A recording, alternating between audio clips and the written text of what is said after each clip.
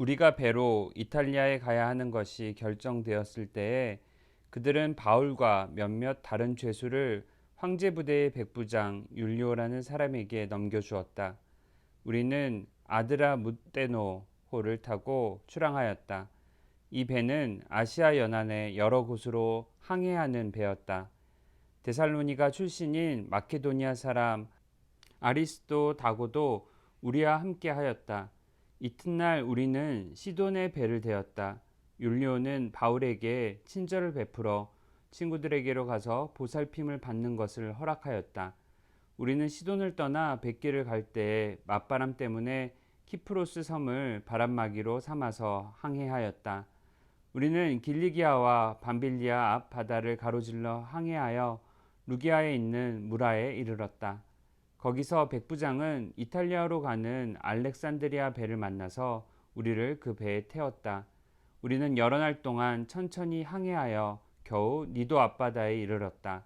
그런데 우리는 맞바람 때문에 더 이상 나갈 수 없어서 크레타 섬을 바람막이로 삼아 살모네 앞바다를 향하여 지나갔다. 그리고 우리는 크레타 남쪽 해안을 따라 겨우겨우 항해하여 라세아 성에서 가까운 도시인 아름다운 항구라는 곳에 닿았다.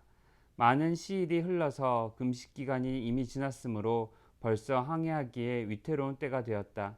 그래서 바울은 그들에게 이렇게 충고하였다. 여러분, 내가 보기에 지금 항해를 하다가는 재난을 당할 것 같은데 짐과 배의 손실만이 아니라 우리의 생명까지도 이를지 모릅니다. 그러나 백부장은 바울의 말보다는 선장과 선주의 말을 더 믿었다. 그리고 그 항구는 겨울을 나기에 적합하지 못한 곳이므로 거의 모두는 거기에서 출항하여 할 수 있으면 베닉스로 가서 겨울을 나기로 뜻을 정하였다. 베닉스는 크레타 섬의 항구로 서남쪽과 서북쪽을 바라보는 곳이다. 때마침 남풍이 순하게 불어오므로 그들은 뜻을 이룬 것이나 다름없다고 생각하고 닻을 올리고서 크레타 해안에 바싹 붙어서 항해하였다. 그런데 얼마 안 되어서 유라굴로라는 폭풍이 섬쪽에서 몰아쳤다. 배가 폭풍에 휘말려서 바람을 맞서서 나갈 수 없으므로 우리는 체념하고 떠밀려 가기 시작하였다. 그런데 우리가 가우다라는 작은 섬 아래쪽을 따라 밀려 나갈 때 그 섬이 어느 정도 바람막이가 되어 주었으므로 우리는 간신히 거룻배를 휘어잡을 수 있었다. 선원들은 거룻배를 갑판 위에다가 끌어올리고 밧줄을 이용하여 선체를 동여매었다. 그리고 그들은 리비아 근해의 모래톱으로 밀려들까 두려워서 바다에 닻을 내리고 그냥 떠밀려 가고 있었다. 우리는 폭풍에 몹시 시달리고 있었는데 다음날 선원들은 짐을 바다에 내던졌고 사흘째 날에는 자기네들 손으로 배에 장비마저 내버렸다. 여러 날 동안 해도 별도 보이지 않고 거센 바람만이 심하게 불었으므로 우리는 살아남으리라는 희망을 점점 잃었다. 사람들은 오랫동안 아무것도 먹지 못하고 있었다. 그때에 바울이 이렇게 말하였다. 여러분은 내 말을 듣고 크레타에서 출항하지 않았어야 했습니다. 그랬으면 이런 재난과 손실은 당하지 않았을 것입니다. 그러나 이제 나는 여러분에게 권합니다. 기운을 내십시오. 이 배만 잃을 뿐 여러분 가운데 한 사람도 목숨을 잃지는 않을 것입니다. 바로 지난밤에 나의 주님이시요 내가 섬기는 분이신 하나님의 천사가 내 곁에 서서 바울아 두려워하지 말아라. 너는 반드시 황제 앞에 서야 한다. 보아라. 하나님께서는 너와 함께 타고 가는 모든 사람의 안전을 너에게 맡겨주셨다. 하고 말씀하셨습니다. 그러므로 여러분 힘을 내십시오. 나는 하나님께서 나에게 말씀하신 그대로 되리라고 믿습니다. 우리는 반드시 어떤 섬으로 밀려가 닿게 될 것입니다. 열 나흘째 밤이 되었을 때에 우리는 아드리아 바다에 떠밀려 다녔다. 한밤중에 선원들은 어떤 육지에 가까이 이르고 있다고 짐작하였다. 그들이 물 깊이를 재어보니 20길이었다. 좀 더 가서 재니 15길이었다. 우리는 혹시 암초에 걸리지는 않을까 염려하여 고물에다 닷 4개를 내리고 나리 3개를 고대하였다. 그런데 선원들이 배를 버리고 달아나려고 이물에서 닻을 내리는 척하면서 바다에 거룻배를 풀어 내렸다. 바울은 백부장과 병사들에게 말하였다. 만일 이 사람들이 배에 그대로 남아있지 않으면 당신들은 무사할 수 없습니다. 그러자 병사들이 거룻배의 밧줄을 끊어서 거룻배를 떨어뜨렸다. 날이 새어 갈 때 바울은 모든 사람에게 음식을 먹으라고 권하면서 말하였다. 여러분은 오늘까지 열 나흘 동안이나 마음을 졸이며 아무것도 먹지 못하고 굶고 지냈습니다. 그래서 나는 여러분들에게 음식을 먹으라고 권합니다. 그래야 여러분은 목숨을 유지할 힘을 얻을 것입니다. 여러분 가운데서 아무도 머리카락 하나라도 잃지 않을 것입니다. 바울은 이렇게 말하고 나서 빵을 들어 모든 사람 앞에서 하나님께 감사를 드리고 떼어서 먹기 시작하였다. 그러자 사람들은 모두 용기를 얻어서 음식을 먹었다. 배에 탄 우리의 수는 모두 276명이었다. 사람들이 음식을 배부르게 먹은 뒤에 남은 식량을 바다에 버려서 배를 가볍게 하였다. 날이 새니 어느 땅인지는 알 수 없지만 모래밭이 있는 항만이 보였다.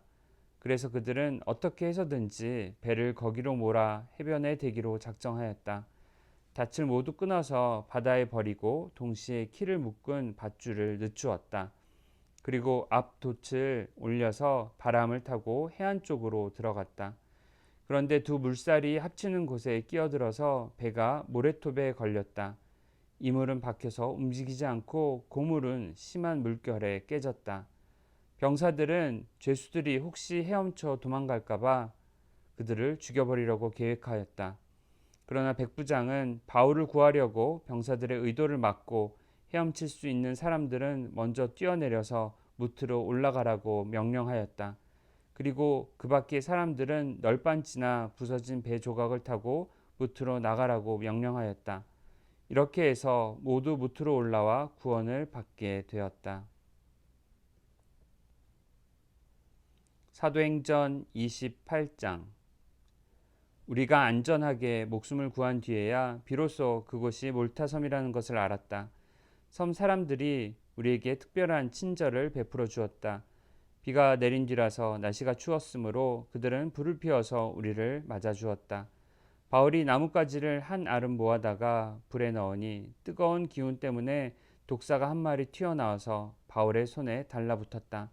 섬 사람들이 그 뱀이 바울의 손에 매달려 있는 것을 보고 이 사람은 틀림없이 살인자이다.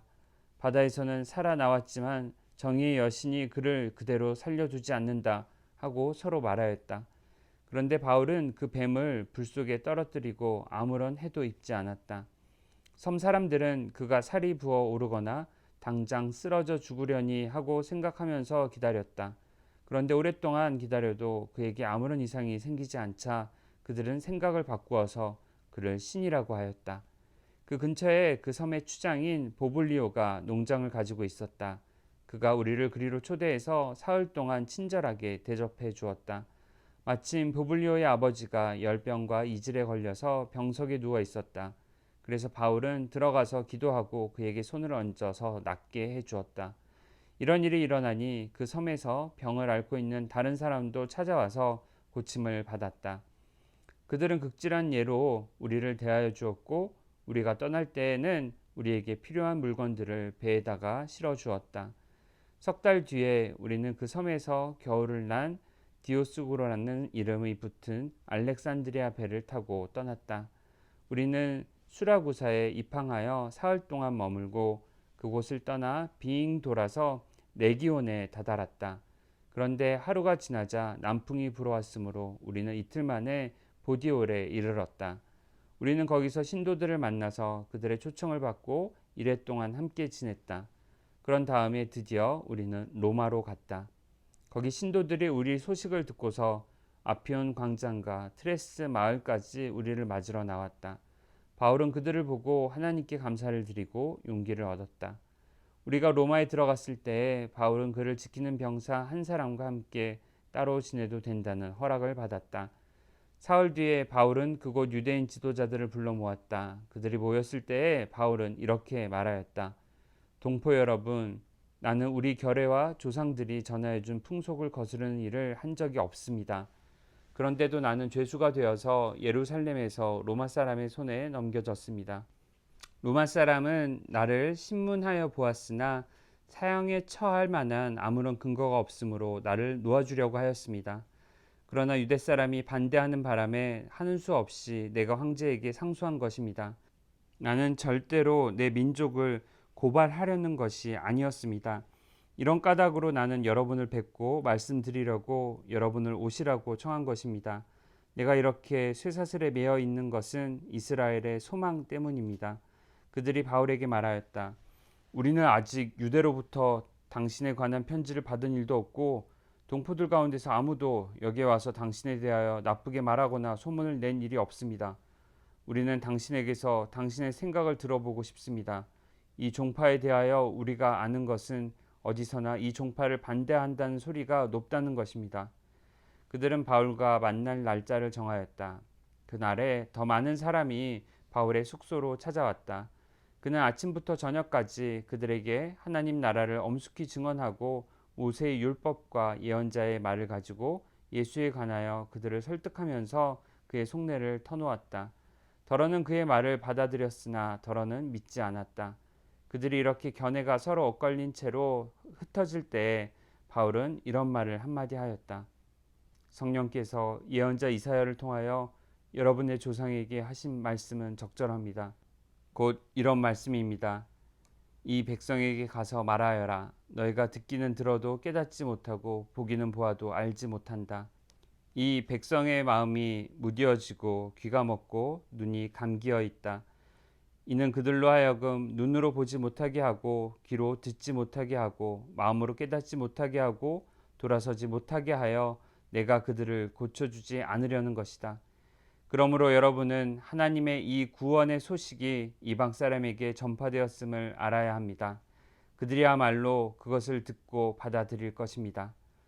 바울은 자기가 얻은 셋집에서 꼭 2해 동안 지내면서 자기를 찾아오는 모든 사람을 맞아들였다. 그는 아무런 방해도 받지 않고 아주 담대하게 하나님 나라를 전하고 주 예수 그리스도에 관한 일들을 가르쳤다.